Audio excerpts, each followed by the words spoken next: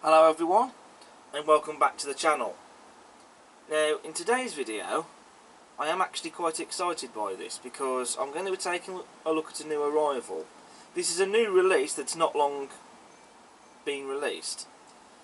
It's made by Bachmann and it's produced for railway icons for both Locomotion models and rails of Sheffield, and it is the Prototype HST Power Car number 41001 as it's in its preserved condition that you see it today in Sheffield.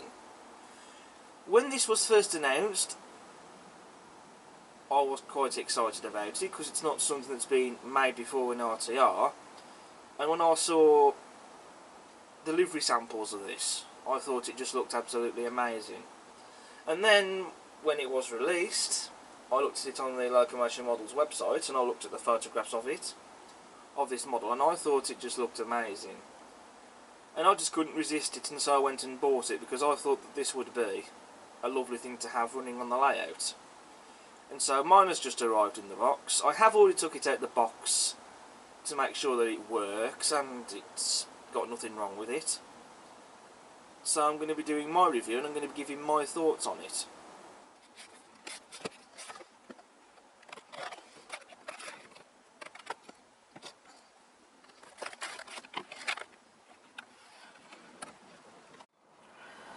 So here we have the Prototype HST Power Car out of the box and on the layout. The first thing I want to add is that there's no quality control issues with this model at all. No bits floating around in the box or any damaged parts or parts not fitted correctly or imperfections with the paintwork or anything. It's an absolutely stunning model. And also, straight out of the box, she works, which is the important thing, and she's a smooth runner.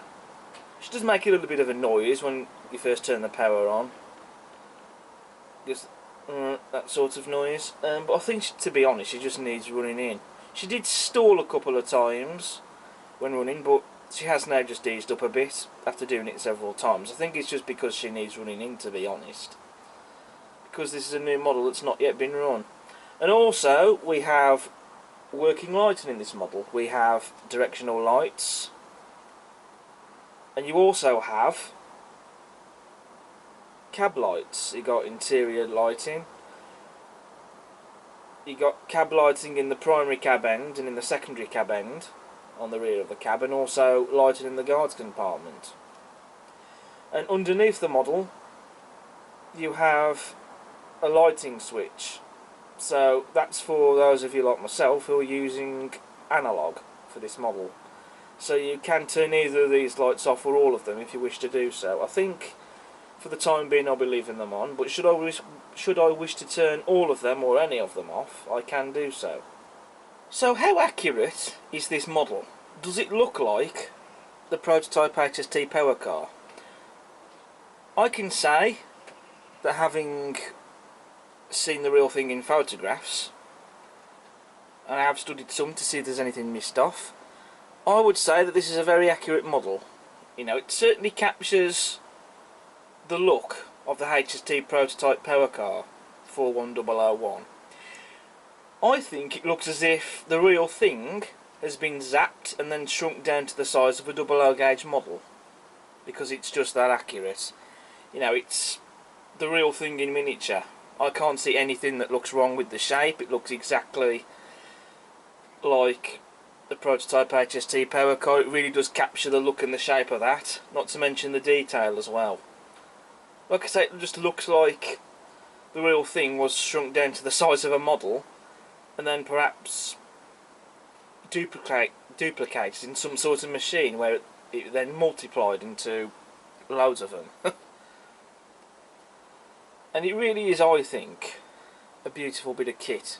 I mean, I was lucky enough to see the real HST Prototype Power Car on a few occasions. I was lucky enough to see it run once at the Great Central Railway Nottingham, which has now since changed its name, and that was also before it then went back to the National Collection, where it's now on display in Sheffield. So moving on to the detail then, we have sprung buffers. I mean, I'm personally not too fussed with sprung buffers. but they're there, and they are made out of metal though, which I think is really nice. And they've been painted in that nice blue colour that you see on the real thing. Also, you can see the guard irons there on the front of the loco.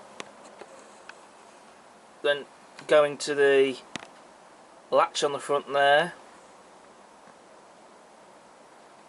that's been very well replicated, I think. That would hide the coupling in real life. We've also got rivet detail on the window frames there, and also a separately fitted window wiper.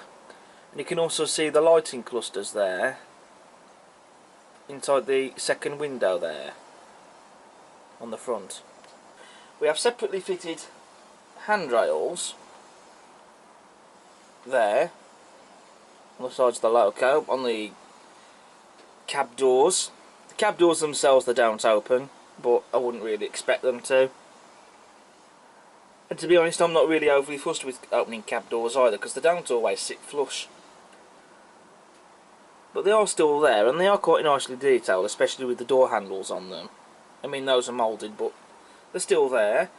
And then you've got the overhead warning flashes, which these are the more modern style ones. That's because that this model depicts the locomotive in its current condition, in preservation.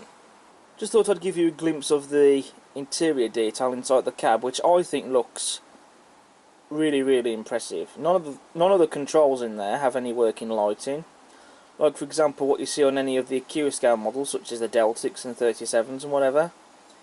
But then again, it doesn't really need that detail for it to be a great model, I don't think, or for the interior detail to be impressive, because I think the interior in there looks impressive as it is, with all the detail there being painted, and very stunningly painted as well. Just look at the amount of detail you have on the bogies. I mean, that's really impressive, with the footsteps, the axle boxes, not to mention all the rest of the detail you see on there, including separately fitted piping, not to mention all these other separately fitted detail parts. And some of those parts on the bogies are picked out and painted, and even the wheels have got that detail on them as well, like again you see on the real thing. I mean, that detail didn't really need to be there, because you can't really see that when the model is running, only when it's static, but it's there regardless. And it just looks fantastic.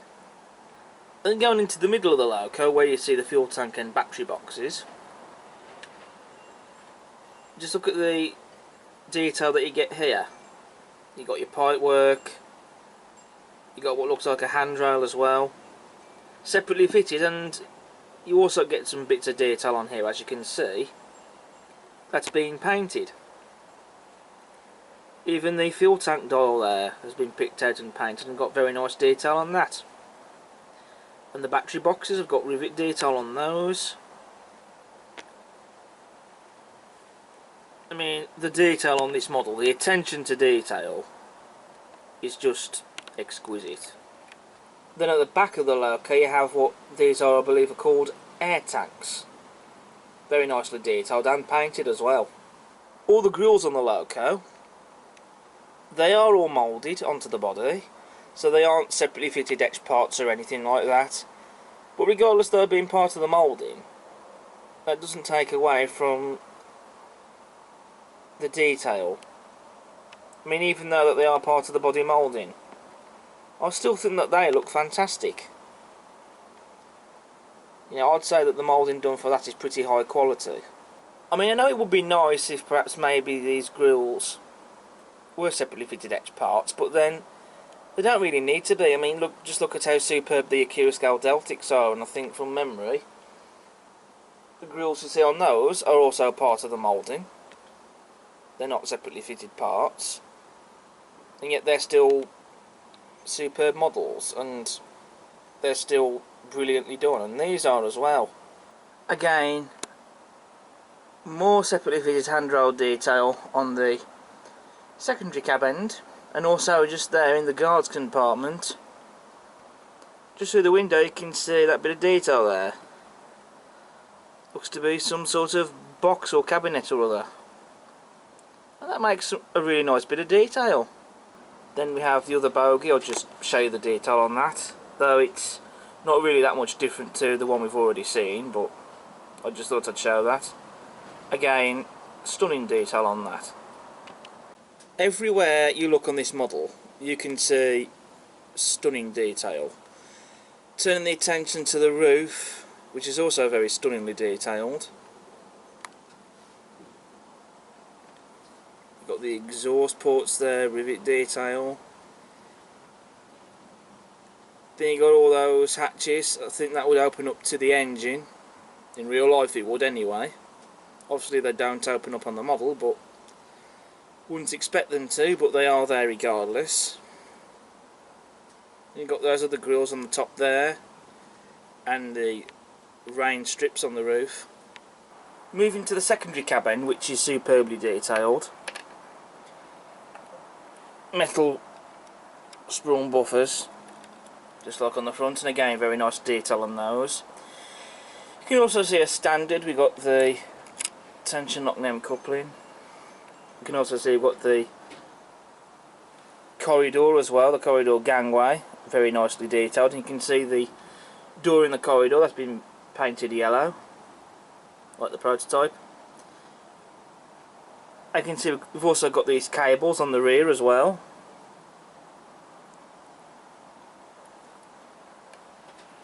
And those are separately fitted. And also we have a separately fitted windscreen wiper just on the window there. And you've also got some very nice detail here. You can also see the lights on the rear of the cab as well. As I said, wherever you look you'll always see detail on this model. Something I've just noticed with this model is, look into the guard compartment again, you've got some more detail there that you can see inside there in the interior. There's also a seat in there for the guard, just there. I just thought I'd show you the other side. There are a couple of detail differences, but for the most part detail is more or less the same. But again, on the underframe you got separately fitted and painted detail parts. Moving to the livery application, which as I mentioned earlier, there's no imperfections anywhere to be seen. It's a very nice, even and neat coat of paint all around. And I do really much like this livery, very reminiscent of that of the Western Pullman. You have the grey, and then you got the dark blue in the middle, and then you got the yellow ends as well, not to mention the grey roof. And I just think it's a very smart and attractive livery. You got the BR double arrow logos there in the middle, and the loco's running number 41001, very crisply and neatly applied. A couple of other things I'd like to mention. Now, this has a 21 pin DCC socket, so it will take a 21 pin decoder. Now, for this you have to take the loco body off, and in the instruction manual you will see in there how to do that. There isn't any easy access though for fitting decoders. Now, I would have thought that Bachmann would have gone down that road for this model, like maybe having something on the roof removable that attaches in place with magnets, just for easier fitting of a decoder. Not that that's going to be a bit of an issue or a problem for me as such, because as you know I don't use DCC, so it's not something I'm too overly bothered with, but it may come as a disappointment for those who do have DCC. But there we go, it is what it is, and so that's something to make of it what you will. But it's not too much of a problem for me, for someone who doesn't have DCC. As nice it is to see these easy access for decoder fittings, I don't have DCC. I've turned the loco up on its roof so you can see the underframe, so you can get a better look. There you can see we have the coupling hook there, just hidden behind that latch on the front, which would open up in real life, and then that would basically drop down. You can just see all the other detail that's underneath. A lot of separately fitted details, very little moulded detail on this model. But the main thing I want to talk about personally are the couplings, which this model uses the kinematic couplings that has the spring. Now I have found there can be reliability issues when using tension locks, as I found out. I think one thing that sticks in the mind personally was the intermodal wagons, but I have found that using magnetic couplings, they are a lot more reliable and don't give me too much problems. But with tension locks I have found that there can be derailments with them. But you know, when they work, they do work well. But I do think that in my experience, magnetic couplings really, you don't tend to have any problems. I have had a couple of issues with them, with tension locks. But this is going to be getting a magnetic coupling fitted to it anyway, so that's not really anything to worry about, but just something to be careful of. I don't know if anyone has had these issues yet with the kinematic couplings with this model, or anyone in general has had issues with kinematic couplings, but I know I have had a couple. But magnetic couplings, it seems to cure that. I just thought I'd show the accessory pack and what you get.